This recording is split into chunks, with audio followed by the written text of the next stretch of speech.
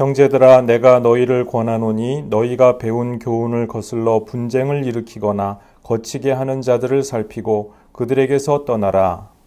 이 같은 자들은 우리 주 그리스도를 섬기지 아니하고 다만 자기들의 배만 섬기나니 교활한 말과 하찮은 말로 순진한 자들의 마음을 미혹하느니라. 너희의 순종함이 모든 사람에게 들리는지라. 그러므로 내가 너희로 말미암아 기뻐하노니 너희가 선한 데 지혜롭고 악한 데 미련하기를 원하노라.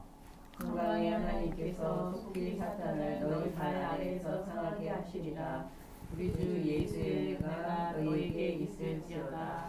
나의 동역자 디모데와 나의 친척 누기오와 야손과 소시바더가 너희에게 문안하느니라. 이 편지를 기록하는 나 더디오도 주 안에서 너희에게 문안하노라. 나와 온 교회를 돌보아주는 가이오도 너희에게 문안하고 이 성의 재무관 에라스도와 형제 구아도도 너희에게 문안하느니라. 나의 구원과 예수 그리스도를 전파함은 영세 전부터 감추어졌다가 이제는 나타내신 바 되었으며 영원하신 하나님의 명을 따라 선지자들의 글로 말미암아 모든 민족이 믿어 순종하게 하시려고 알게 하신 바 그 신비의 계시를 따라 된 것이니 이 복음으로 너희를 능히 견고하게 하실 지혜로우신 하나님께 예수 그리스도로 말미암아 영광이 세세 무하도록 있을지어다. 아멘. 17절, 18절 두 절 말씀 다시 한번 제가 읽겠습니다. 형제들아 내가 너희를 권하노니 너희가 배운 교훈을 거슬러 분쟁을 일으키거나 거치게 하는 자들을 살피고 그들에게서 떠나라. 이 같은 자들은 우리 주 그리스도를 섬기지 아니하고 다만 자기들의 배만 섬기나니 교활한 말과 아첨하는 말로 순진한 자들의 마음을 미혹하느니라. 아멘. 이단 교리 또 교회의 분란을 일으키는 자들에게서 떠나라라고 하는 것이 이 17절, 18절 두 절 말씀에서 핵심적인 말씀이죠. 이러한 자들이 이미 이 로마 교회 공동체를 드나들고 있었다는 것입니다. 이미 알려진 이들이라고 해서 이 정관사를 딱 쓰고 있어요. 그 사람들을 조심하라는 것이죠. 이 사람들이 자꾸 그 복음 선포를 통하여서 원래 배웠던 그 복음의 교훈들, 복음의 기본들에 대해서 자꾸 이의를 제기하거나 헷갈리게 만든다는 것이죠. 그래서 분쟁을 만들고 걸림돌을 거기에 놓아서 사람들이 교회를 떠나게 만드는 그런 사람들이 있더라는 것입니다. 그리고 그렇게 교회를 떠나게 만든 다음엔 어떻게 합니까? 자기들의 무리에 자꾸 모여들게 만드는 것이죠. 이런 자들을 살펴보라는 것입니다. 유의하고 경계하라는 것이죠. 우리가 배운 교리 또는 교훈이 어떠한 것이 있습니까? 우리가 이미 사도신경이라고 하는 믿음의 고백을 하고 있지 않습니까? 이 사도신경이 굉장히 오래된 신앙 고백서라는 것이죠. 그 로마 교회에서 했었던 세례문답이 발전된 것이 오늘날의 사도신경이거든요. 테루툴리아누스의 그 글을 보면은 이 사도신경에 대해서 언급이 나오는데요. 이게 오늘날 사용하는 사도신경하고 형태가 한 거의 80-90% 정도가 같습니다. 그러니까 이게 굉장히 오래된, 그러니까 이 사도들이 활동하던 당시까지 직접적으로는 거슬러 가지 않을지라도 형태나 이 모든 게 다 똑같지는 않을지라도요. 그 내용적으로 거의 같다는 것이죠. 그래서 우리가 사도신경을 굉장히 중요시하고 우리가 이것을 주의 깊게 배워볼 필요가 있습니다. 그리고 우리가 복음서에서 우리가 늘 듣는 말씀, 그리고 이신칭의의 그 말씀, 이 모든 것들, 십자가와 부활로 모든 것들이 귀결되는 이 우리 기독교 복음의 진리에서 우리가 굳게 서 있어야 된다는 것입니다. 우리가 믿는 이 믿음이 사실은 얼마나 귀중한 것인지 우리가 평상시에 잘 의식하지 못할 때가 많습니다. 전에 섬기던 교회에서 제가 참 안타깝게 생각하던 그 일이 있었는데요. 제가 이제 이런 그 사이비 이단 문제에 대해서 늘 관심을 갖고 주의를 갖고 성도들과 말씀을 나눌 때마다 뭔가 지금까지 교회에서 들어보지 못했던 특이하고 굉장히 솔깃한 이야기가 들리면, 또 어떤 지금까지 들어보지 못했는데 뭔가 굉장히 설득력 있게 들리는 것 같아서 지금까지 들어보지 못한 복음을 들었어요 라고 생각할 때 조심하셔야 됩니다라고 늘 말씀을 전합니다. 그러니까 그런 곳은 위험한 곳인 것이죠. 우리 일반 교회에서, 보통 교회에서 늘상 듣는 예수님의 십자가와 복음의 이 말씀이, 그것이 진리의 말씀입니다. 우리에게 드러난 진리의 말씀이에요. 우리 로마서 16장 25절, 26절, 우리 아까 읽었던 말씀이죠. 영세전에 감추어졌는데 26절에 보니까 이제는 나타내신 바, 이것이 바로 우리가 믿고 있는 복음이거든요. 이것은 드러난 비밀입니다. 여기에 대해서 이제 에베소서에서도 말씀을 계속 하시게 되는데, 우리가 믿는 복음은 어느 소수의 누군가만, 그 사람들만 깨달을 수 있는 어떤 특별한 영적인 지식 같은 것이 아닙니다. 영지, 그런 것이 아니에요. 이것은 하나님께서 당신의 독생자를 십자가에 내어주시면서까지 모든 사람에게 활짝 공개하신 바로 그 완전히 오픈된 그 지식의 말씀이거든요. 여기에는 높은 자와 낮은 자, 똑똑한 자와 그렇지 못한 자, 그 구분이 없습니다. 모든 사람에게 다 열려 있는 것이 하나님의 이 계시의 말씀이라는 것이죠. 오히려 너무 똑똑한 사람들은 그 똑똑함 때문에 하나님의 드러난 비밀의 말씀을 잘 간취하지 못하고 받아들이지 못하는 일이 발생하곤 하는 것이 이 바로 복음의 비밀이라는 것입니다. 교훈을 거슬러서 분쟁을 일으키고 거치게 하는 자들의 특징이 뭐냐면, 시쳇말로 말빨이 좋다는 것입니다. 그리고 화술이 대단히 좋고 관계 맺는 그 능력이 상당히 좋다는 것이죠. 그래서 감동할 수밖에 없게 만들고 이런 그런데 아주 탁월하다는 것입니다. 근데 이 사람들이 결국에는 자기 약을 판다는 거예요. 예수 그리스도라고 하는 인류의 치유제를 파는 것이 아니라 자기 약을 파는 것입니다. 예수 그리스도의 십자가와 부활이 아니라 자기 욕심을 채우는데 귀결이 된다고 하는 것이죠. 그래서 예수님의 이 교훈에 집중하지 않는 자들, 예수님을 섬기지 아니하고 자기 욕망과 자기 이익관계를 섬기려고 하는 바로 그 사람들을 살펴보라는 것입니다. 조심해야 마땅하다는 것이죠. 그리고 그 사람들을 떠나라. 사도 바울이 이렇게 강하게 지금까지 로마서에서 말씀하지 않으셨잖아요. 14장, 15장에 보면은 로마서 이 앞장에서 그 사도 바울이 할례를 아직도 할례와 음식규례 같은 것을 아직도 지켜야 된다라고 하는 그런 사람들에 대해서도 최대한 관용을 가지고 포용적으로 이야기를 하죠. 교회 일치적인 관점에서 얘기를 하죠. 굉장히 인내심을 발휘하죠. 그런데 지금 사도 바울이 어떻게 합니까? 떠나라. 아주 단호하게 단도직입적으로 요구하고 있지 않습니까? 바로 이것입니다. 교회 일치 문제와 사이비 이단 문제는 명확하게 구분이 되어야 하는 것입니다.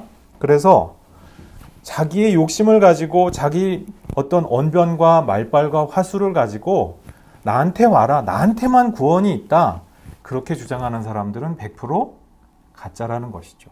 사이비 이단에 가깝다는 것이죠. 18절 말씀에 우리 주 그리스도를 섬기지 아니하고 다만 자기들의 배만 섬긴다 했습니다. 자기의 배 무엇입니까? 자기 욕심이죠. 자기 이익이죠.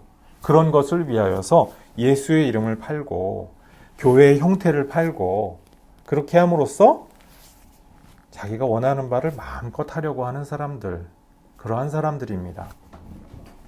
그 사이언톨로지 이야기를 몇 주 전에도 함께 나누었는데요. 이 사이언톨로지를 처음에 만든 사람이 론 하워드라고 하는 그 미국의 SF 소설가입니다. 그러니까 자기 친구랑 술자리에서 어떻게 하면 돈을 벌 수 있을까? 이 소설 가지고는 내가 돈을 크게 못 벌 것 같아. 그러다가 나온 얘기가 뭐냐 하면, 야, 이걸 가지고 종교를 만들어 보면 어떨까? 이렇게 생각을 한 거예요. 그래가지고 이 사람이 이거를 가지고 오늘날 우리가 사이언톨로지라고 알고 있는 바로 그 종교 조직을 미국 안에서 만들었죠. 신흥 종교죠. 여기에서 여러 가지 이 SF적인 아이디어가 있습니다. 그리고 이 SF적인 아이디어를 가지고 우리가 잘 알고 있을 만한 그런 SF 영화들이 실제로 많이 나왔죠. 톰 크루즈 주연의 그런 SF 영화들이 많이 나왔는데요. 그런 SF적인 세계관에다가 플러스 교활한 말과 아첨하는 말로 미혹한다 하지 않았습니까? 사도 바울 선생이 바로 이것입니다. 사람들을 세뇌를 시키는 거예요. 정신지배를 하는 거예요. 이게 어떻게 저렇게 어처구니 없는 생각을 사람들이 열광하면서 따르게 될까? 그렇게 생각이 되지 않겠습니까? 그런데 실제로 보면은 그걸 한 단계 한 단계 밟아 나가서 마지막 단계에 이르면은 와, 내가 이 우주의 비밀을 쥐고 있는 사람이 이러구나. 나는 정말 이 사명을 가지고 사이언톨로지를 위하여서 어떤 일이라도 어떤 희생이라도 다 감내하고 감당해야겠다라고 하는 생각을 가지게 된다고 하는 것입니다. 근데 사이언톨로지만 이런 것이 아니라 이 세상에 있는 수많은 신흥 종교, 사이비 이단들이 그러한 정신적인 특성을 갖고 있어요. 이 사람들의 비밀은 무엇입니까? 예수 그리스도가 이분들의 비밀이 아니라는 거예요. 예수 그리스도는 겉보기로 비슷하게 이야기하는 것이고 진짜 비밀은 무엇이냐? 그 교주의 욕심 그리고 욕망이라고 하는 것입니다. 그래서 교활한 말과 아첨하는 말이 당장 듣기에는 너무나 좋잖아요. 너무 은혜롭잖아요. 그런데 그 진짜 속내는 무엇입니까? 교주 개인의 이기심이죠. 우리가 이렇게 개인의 이기심을 위해서 상대방을 이용하는 말들, 이러한 것들을 일컬어서 요새 가스라이팅이라는 말이 많이 유행하고 있지 않습니까? 사람들을 이 교주들은 굉장히 가스라이팅하고 그리고 세뇌하고 이런 암시를, 정신적인 암시를 주는데 굉장히 능수능란하다는 것이죠. 마가렛 싱어라고 하는 미국의 심리학자가 있는데요. 이분이 미국에서 심리학회 회장도 하시고 이런 분인데 이분이 The Cult in Your Midst라고 하는 책에서 이분의 평생 종교 심리학을 연구하신 그 주제를 집약해 놓은 책이 있습니다.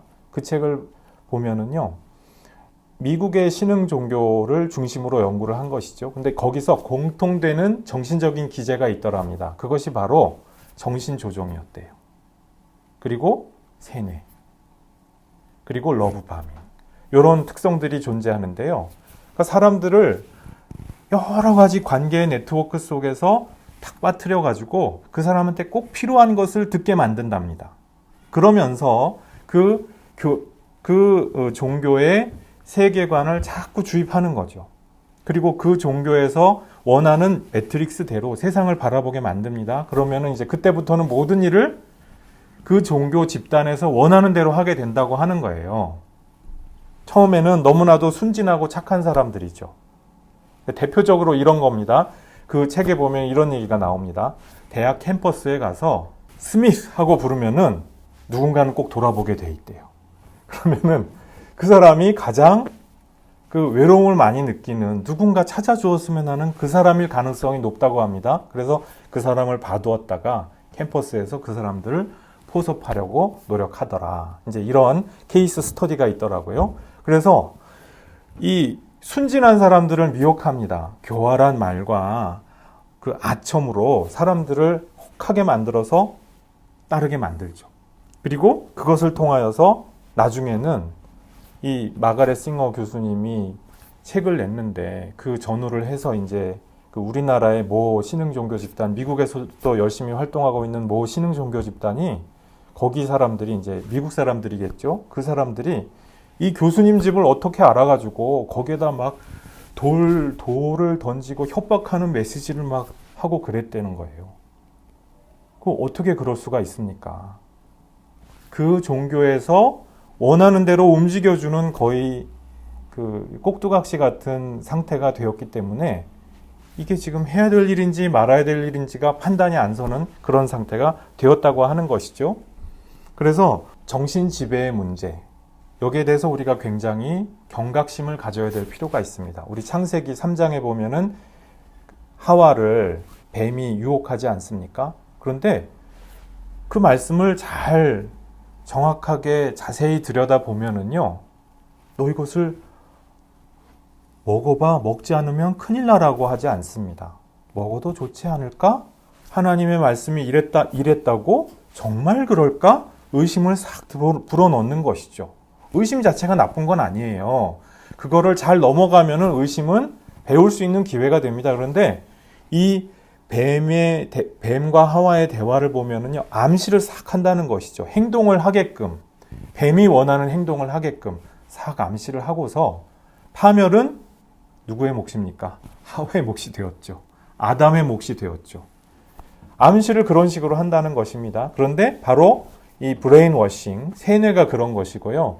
가스라이팅이 바로 그런 것입니다. 사람들을 자기는 거기 직접 행동을 하지 않아요. 저 사람을 죽여 혹은 돌을 던져 이런 말 하지 않습니다. 그런데 저 사람이 저런 일을 하는 것은 사탄의 일이 아닐까? 악마에게 홀린 것 아닐까? 이렇게 말을 합니다. 그러면 나는 이제 여기에 그 세뇌가 된 상태인 사람은 무슨 일이든 하는 겁니다. 이게 얼마나 위험하고 무섭습니까? 그런데 하나님께서 우리에게 복음을 주실 때에는 이런 식으로 행동하라고 하나님이 우리에게 복음을 허락하시는 것이 아니라는 거예요. 이 복음은 소수의 몇 사람들만 알 수가 있는 어떤 비밀한 진리가 아닙니다. 온 인류를 향하여서 온전히 다 공개되고 공개되어야만 할, 이 하나님을 아는 지식이 온 세상에 편만하게 되어야만 할 바로 그 지식입니다. 그래서 온 세상에 그 하나님의 이름, 예수님의 이름을 선포하는 교회들이 많지 않습니까? 전도자들이 많지 않습니까? 그럼에도 듣지 않죠. 왜 그렇습니까? 여러 가지 이유가 있어요. 교회가 잘못하는 것도 있고요. 그런데 그 가장 중요한 핵심 가운데에는 예수님의 그 십자가의 도, 부활의 도가 알아듣기가 힘든 거예요. 내가 갖고 있는 그 경험과 너무나 대치가 많이 된다고 생각이 되기 때문에 얼른 이것을 간취할 수가 없고 받아들일 수가 없습니다. 영접할 수가 없습니다. 그런 경우가 많다고 하는 것이죠. 그래서 우리가 복음에 순종하는 것이 얼마나 중요합니까? 내가 누군가의 욕망에 내가 영합함으로써 또는 내 욕망대로 살아감으로써 뭔가가 되려고 하는 것, 이게 신흥종교가 하는 일이지 않습니까? 우리가 복음을 그런 식으로 믿으면 안 되겠죠. 그런데 복음에 순종하는 것이 무엇입니까? 하나님께서 우리에게 주시는 이 보편적인 구원 의지에 순종하는 것이지 않겠습니까? 19절 말씀에 이렇게 기록이 되어 있습니다. 너희의 순종함이 모든 사람에게 들리는지라 그러므로 내가 너희로 말미암아 기뻐하노니 너희가 선한 데 지혜롭고 악한 데 미련하기를 원하노라. 그렇죠. 우리가 복음을 믿고 믿음 생활을 한다는 것은 복음에 순종하는 것입니다. 여기서 순종하는 것은 일개 개인에게 순종한다는 말이 아니죠. 사도 일개 개인 또는 목회자 일개 개인이 아니라 복음에 순종하는 것이죠. 이 복음의 순종함이 모든 사람에게 들리는데요. 그런데 지금 사도 바울이 로마에 있는 그리스도인들에게 한편으로는 염려하고 또 한편으로는 사랑함으로써 권면하고 있는 바가 있어요. 너무나도 이것이 기쁜데 그 순종함이 너무나도 기쁘고 귀한데 그런데 선한 데 지혜롭기를 원한다. 악한 데는 미련하기를 원한다라고 그렇게 권하고 있다는 것입니다. 하나님께서 우리가 하나님의 백성으로서 또 예수님의 제자로서 살아갈 때 이 세상에서 너무도 순진무구해서 너무도 모든 걸 잘 믿고 분별 없이 그리고 세상 분간 못하고 이렇게 순진무구한 사람으로 살아가라고 우리를 예수님의 제자로서 부르신 것이 아니겠죠. 우리가 믿으면서 이 세상 가운데에서 하나님의 백성답게 지혜롭게 살아가는 것을 원합니다. 근데 특별히 어떻게 지혜롭게? 선한데 지혜롭게 되어가기를 원하시는 것입니다. 이런 것이죠. 제가 종종 인용하는 예화 중에 페레그리누스라고 하는 그 초대교회의 가짜 전도자 이야기가 있습니다. 이제 이 가짜 전도자죠. 지금 와서 보면은 아주 확실하게 드러나는 가짜 전도자 이야기인데요. 이 페레그리누스라고 하는 사람이 이제 스토아 학파의 견유 철학을 하는 그러한 철학자였습니다. 그러다가 이제 딱 눈치를 보니까 뭔가 기독교가 대세 종교 같다는 것이죠. 그래서 그 이제 기독교로 개종을 해가지고 철학자에서 목회자로, 철학자에서 전도자로 이제 이런 그 캐치프레이즈를 걸고 유명 인사가 됐습니다. 그래서 마치 사도 바울과도 같이 온 세상을 이렇게 방랑하면서 전도 사역을 하는 것처럼 그런 사람으로서 교회에 굉장히 귀히 여김을 받았다고 합니다. 근데 이제 계속 대접받고 융숭하게 대접을 받고 귀하게 여김을 받다 보니까 교회들이 점점 이분을 겪어보니까 이상한 거예요. 뭔가 복음 전도자라는데 예수님의 십자가와 부활에 대해서는 알려주는 게 없더라는 거예요. 그리고 뭔가 좀 다르다. 그래서 이제 점점 설 곳이 없어졌어요. 그래서 이분이 나중에는 이제 교회에서도 더 이상 안 될 것 같다 싶으니까 그걸 나왔어요. 그래서 마지막으로 한 일이 무엇인 줄 아십니까? 당시 올림픽 제전에 가서 자기 몸에 기름을 끼얹고 불을 붙여서 자살을 한 거예요. 이 충격적인 일을 하는데 왜 일을 했겠습니까? 그렇게 관심받고 주목받는 일이야말로 인생 최고의 목표이기 때문에 그랬다는 것이죠. 이 충격적인 일이 얼마나 이 기독교 세계 전체에 부끄러움거리가 됐겠습니까? 그렇겠죠. 나중에 칼 막스와 엥겔스 이 두 사람이 이제 초대교회사를 연구를 나름 해가지고 초대교회에 대해서 막 비난을 하는 사례 가운데 페레그리누스 이야기가 나옵니다. 그러니까 사실은 이거는 교회의 흑역사라기보다는 이 사람 개인이 예수님의 십자가와 부활의 도와는 상관없이 자기 욕심 때문에 벌인 일이죠. 그런데 이 막스와 엥겔스의 입장에서는 이게 기독교의 본질이 되어버리는 겁니다. 안타까운 일이죠. 이 페레그리누스를 처음부터 선한데 지혜롭게, 악한 데는 미련하게 당시 초대교회에서 본인들을 훈련하고 사람들을 눈여겨서 살펴보았다면 저 사람이 과연 십자가의 도, 부활의 도에 대해서 전하느냐, 아니면 자기의 배를 섬기기 위하여서 이 모든 일을 하고 있느냐, 이것을 분별할 수 있지 않았겠습니까? 우리가 현대에도 마찬가지죠.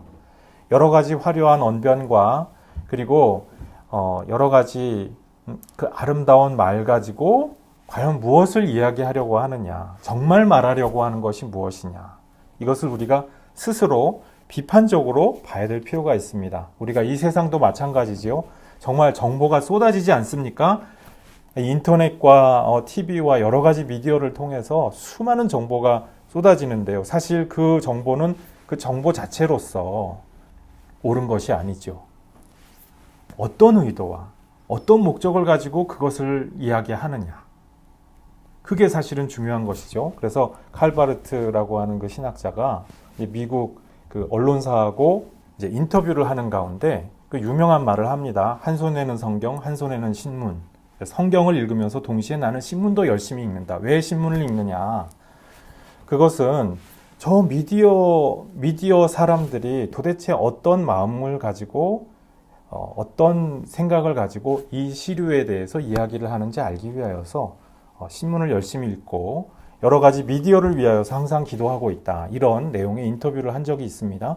그러니까 우리도 마찬가지라는 것입니다. 우리가 성경을 읽고 또 이 세상의 시류를 여러 가지 미디어를 통하여서 볼 때 그냥 남들이 얘기하면 그대로 믿고 가스라이팅 당해서는 안 된다는 거예요. 그 내용에 대해서 이것의 진짜 속내가 무엇이냐, 복음이냐, 아니면 자기의 배와 이익을 위한 것이냐, 이것을 우리가 분별하는 것이 영적인 분별력이 굉장히 중요하다고 하는 것입니다. 이 세상의 신문, 방송에서 이야기하는 것도 마찬가지죠. 이것이 과연 광고주를 배불리게 하기 위한 거짓말이냐, 아니면은 이것이 진짜 사람들의, 민중들의 삶이냐, 이것을 우리는 주의 깊게 통찰해 볼 필요가 있습니다. 우리가 살기 힘들고 괴로울 때가 많아서 사실은 이 미디어에서 하는 이야기를 잘 걸러듣지 못하는 경우가 많죠. 그럼에도 우리가 이 복음을 받아들이는 내용에서부터 또 이 시류에 그냥 영합하고 선동당하지 않기 위하여서, 가스라이팅 당하지 않기 위하여서 우리가 반드시 해야 될 일이 바로 이 분별의 과제입니다. 그래서 선한 데는 지혜로워야 한다는 거예요. 악한 데는 미련하고요. 악한 데 미련하다는 것이 무엇입니까? 악한 자들이 정말 이 악한 일을 위하여서 얼마나 불철주야. 정말 어마어마한 잔꾀를 부립니까? 그 잔꾀의 내용을 보다 보면 정말 경악하지 않을 수가 없어요. 아니, 어떻게 이걸 생각해냈지? 로마에 있는 그리스도인들이 너무나 순진무구하다는 것이죠. 너무나 순진무구한 나머지 이 순진한 자들의 마음을 미혹한다 했거든요. 얼마나 순진합니까? 악한 마음을 품지 않아요. 착하죠. 착한데 악한 사람들의 마음을 이해하고 싶지 않고 이해하고 싶은 생각도 없어요. 왜냐? 너무 악하니까. 그런데 작정하고 달려드는 사람한테 속게 된다는 것입니다. 작정하고 이 종교적인 사기, 또 이 사회적인 사기를 치려고 하는 사람들한테 작정하고 달려드니까 당하기가 십상이라는 것입니다. 그래서 우리가 믿는 사람으로서 분별하는 이 영적인 분별력, 얼마나 중요한지 모릅니다. 이렇게 분별을 동시에 할 수가 있어야 우리가 예수님의 복음에 온전히 순종하는 것일 수가 있다는 것이에요. 너희의 순종함이 모든 사람에게 들리는지라. 사랑의 마음을 갖되 복음에 대하여서 온전히 믿음을 가지고 추종하되, 그러나 거짓말과 가짜에 대해서는 이것이 거짓말과 가짜라고 분별할 수 있는 영적인 분별력이 필요하다. 지금 사도 바울은 이것을 로마의 그리스도인들에게, 또한 우리 모두에게 요청하고 있다고 하는 것입니다. 20절 말씀입니다. 평강에 하나님께서 속히 사탄을 너희 발 아래에서 상하게 하시리라. 우리 주 예수 그리스도의 은혜가 너희에게 있을지어다. 아멘. 자, 이 말씀을 보면은 사탄이 발 아래에서 상하게 하시리라. 이게 마치 예언처럼 들립니다만 강한 소망이죠. 우리 믿는 사람 한 사람이 온전한 복음에 완전히 기초한 그 견고한 복음의 터전 위에 그 완전히 이렇게 잘 우리가 건축이 되어 있으면, 우리의 믿음 생활이 잘 건축이 되어 있다고 한다면은 사탄이 함부로 우리 교회 공동체를, 또 세상을 어지를 수가 없겠죠. 그런데 현실은 정말 이 불철주야 노력하시는 이 사탄의 종들이 얼마나 부지런하고 머리가 좋은지 몰라요. 우리는 이 사탄의 진영을 절대로 과소평가해서는 안 됩니다. 빨리 발 아래 그 사탄의 세력이 평정이 됐으면 좋겠어요. 그런데 사탄의 세력이 얼마나 이 평정되지 아니하고 믿는 자들을 괴롭힐 때가 많습니까? 사도 바울이 이 사탄의 세력, 사탄의 종노릇하는 사람들과 투쟁한 기록이 이제 고린도 전후서거든요. 얼마나 처절하게 투쟁하고 있는지 모릅니다. 사도권을 가지고 흔들려고 한다니까요.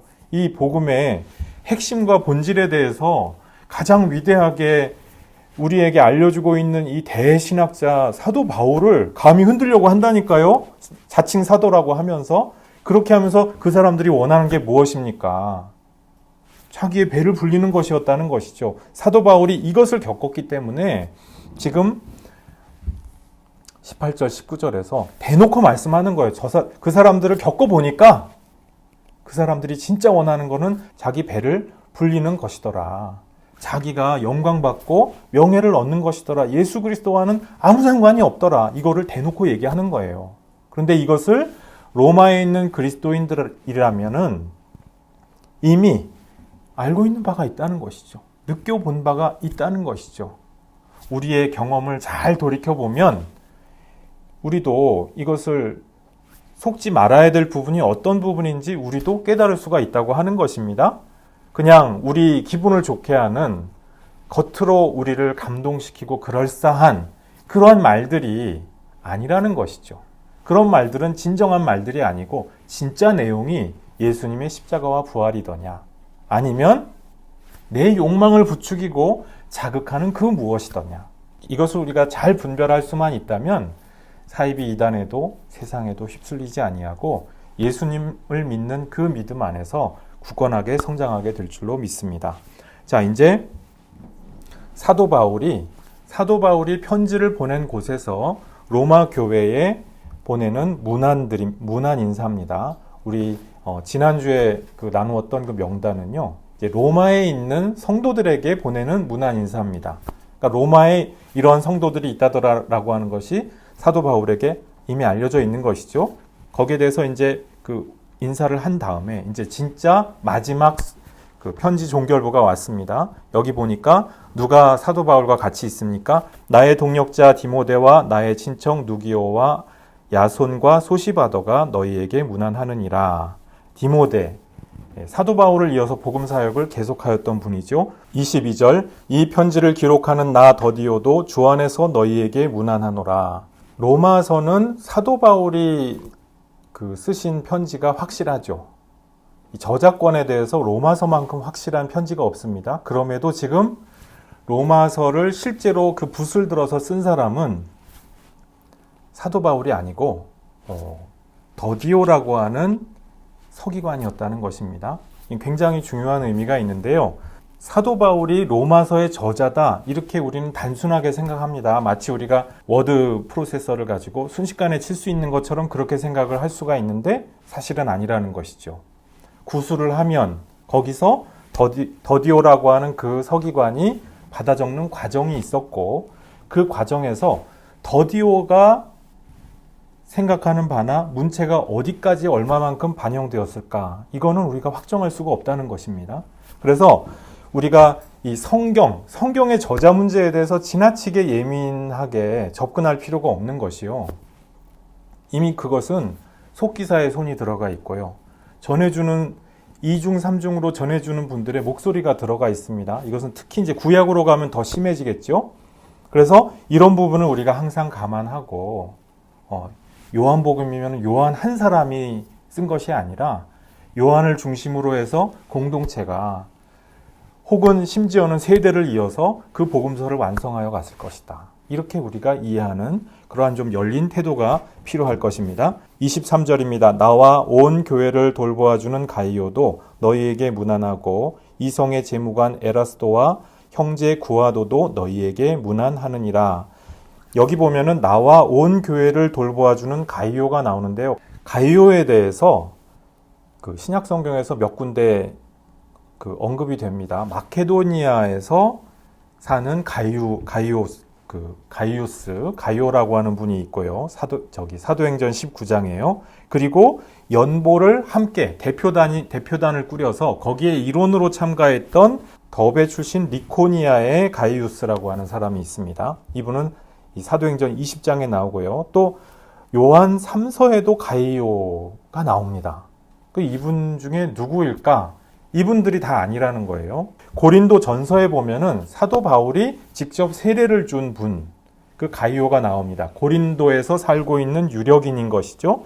그래서 이분은 아마도 이 고린도 교회가 모여드는 그러한 집을 소유한 분이 아니었을까, 이렇게 추측을 하고 있습니다.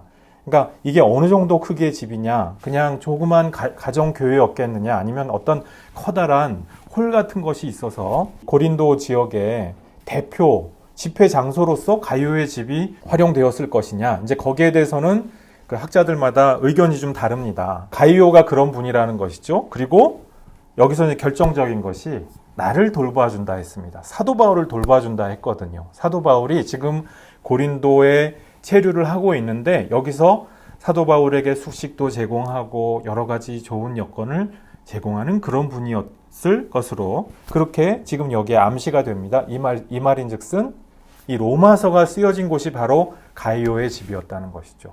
굉장히 이건 영광스러운 일 아니겠습니까?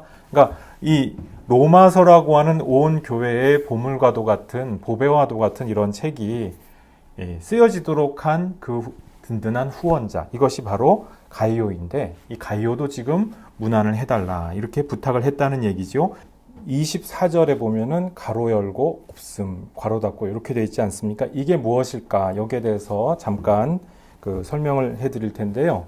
우리 성경 장절이 사도 바울이 로마서를 썼을 당시에 있던 게 아니겠죠. 이것은 이제 최근에 와서야 만들어진 것입니다. 심지어는 루터와 칼뱅 시대, 종교 개혁자의 시대에도 이 장절 개념이 없었어요. 장만 있고 이때만 해도 절은 아직 나와 있지 않은 것입니다. 그래서 스테판 랑톤이라고 하는 사람이 이 절 구분을 이 사람이 처음 했다고 합니다. 근데 이 절 구분을 할 때 말을 타고 다니면서 이제 여가 시간에 절 구분을 했다고 합니다. 그러니까 말 구분을 하다가 이게 막 흔들리기도 하고 그렇지 않겠습니까? 해야 될 것 많고 절 구분을 하다가 삐끗하고 엉뚱한 데서 절 구분을 한 데가 간혹 있는 거예요. 그래서 성경 절을 읽다 보면 이상하게 구분된 데가 간혹 있습니다. 그것이 이제 스테반 랑톤이 처음에 절 구분을 할 때 엉뚱한 데다 했다는 것이죠. 이제 그런 식으로 된 것인데 이때만 해도 절 구분을 할 때만 해도 이제 비잔틴 사본이라고 하는 당시에 널리 퍼져 있었던 사본을 최대한 끌어모아서 이제 비잔틴 학자들이 동로마 제국이 망하면서 서방 세계에 가지고 온 것을 가지고 이제 에라스무스가 편집한 그 신약 성경 사본 이런 것을 가지고 이제 만든 것이거든요. 그래서 절 구분이 이때 다 만들어진 것이고 다수 사본으로 만든 것인데 현대에 와서 그 비잔틴 다수 사본보다 훨씬 좋은 사본들이 많이 발견이 됐습니다. 시내산에서도 발견이 됐고 또 바티칸 사본이라는 것도 발견이 됐고요. 그리고 많은 그 파피루스 사본들도 현대에 와서 많이 발견된 거예요.